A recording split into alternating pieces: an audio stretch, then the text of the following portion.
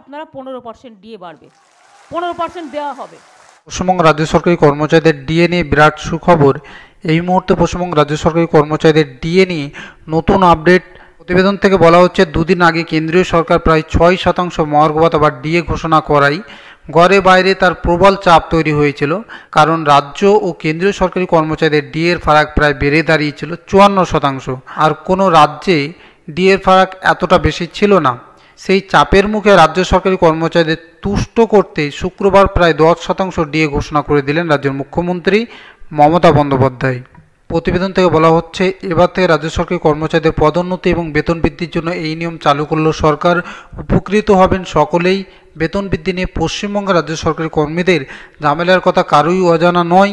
বলা হচ্ছে, বেতন বৃদ্ধি নিয়ে পশ্চিমবঙ্গের রাজ্য সরকারি কর্মীদের ঝামেলার কথা কারও অজানা নয়। টানা 2 বছর ধরে পশ্চিমবঙ্গ উত্তাল হয়েছিল রাজ্য সরকারি কর্মচারীদের এই বিক্ষোভের ফলে। কেন্দ্রীয় হারে মহার্ঘ ভাতা দেওয়ার জন্য ক্রমশ চাপ দিতে থাকে তারা সরকারের প্রতি।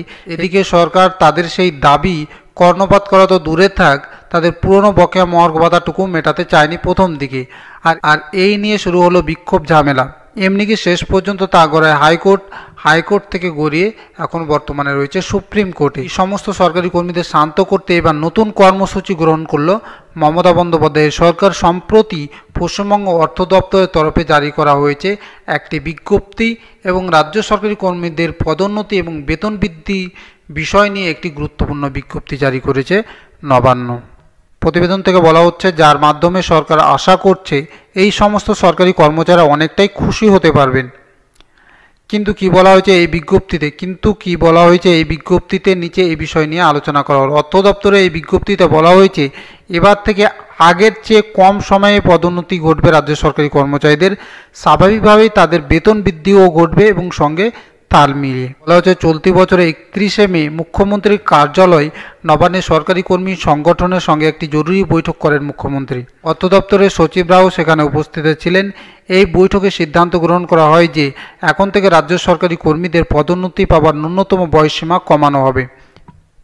কারণ উচ্চকক্ষের পদগুলি শূন্য পদের সংখ্যা কম হওয়ায় যোগ্যতা থাকা সত্ত্বেও অনেক ব্যক্তিকে কাজ করতে হয় নিচের স্তরে। বলা হচ্ছে, অন্যদিকে পদোন্নতি পাওয়ার ন্যূনতম সময়সীমা এত বেশি হওয়ার ফলে স্বাভাবিকভাবেই কর্মচারীরা চাকরি থেকে অবসর গ্রহণের বয়সে চলে আসায় পদোন্নতি অথবা বেতন বৃদ্ধির সুযোগ পাওয়ার থেকে বঞ্চিত হয় বলে মনে করেছে রাজ্য সরকার। সেই কারণে এবারে এই ন্যূনতম সময়সীমা কমানো হবে বলে ঠিক করেছে রাজ্য সরকার।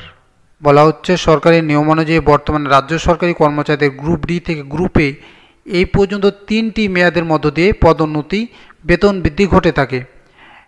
বলা হচ্ছে, এটি ঘটে 8 বছর পর, অন্যটি ঘটে 16 বছর পর এবং তৃতীয়টি ঘটে প্রায় 25 বছর পরে।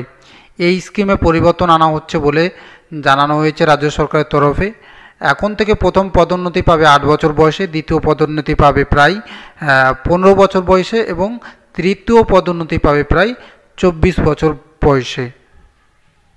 এর ফলে কম সময়ে পদোন্নতি এবং বেতন বৃদ্ধি ঘটবে রাজ্য সরকারি কর্মচারীদের। যার অনেক রাজ্য সরকারি কর্মচারীরা আছেন যারা পদোন্নতি পাচ্ছিলেন না, এর কারণে সুখে জীবন কাটাতে পারবেন তারা এবং কম সময়ে পদোন্নতি পাবেন। বলা হচ্ছে, রাজ্য সরকারের বিভিন্ন দপ্তরগুলিতে উচ্চকক্ষের সংখ্যা প্রায় বাড়ানো হবে বলে সিদ্ধান্ত নেওয়া হয়েছে নবান্নের বৈঠকে, যার ফলে সহজেই প্রমোশনের সুযোগ ঘটবে রাজ্য সরকারি কর্মচারীদের।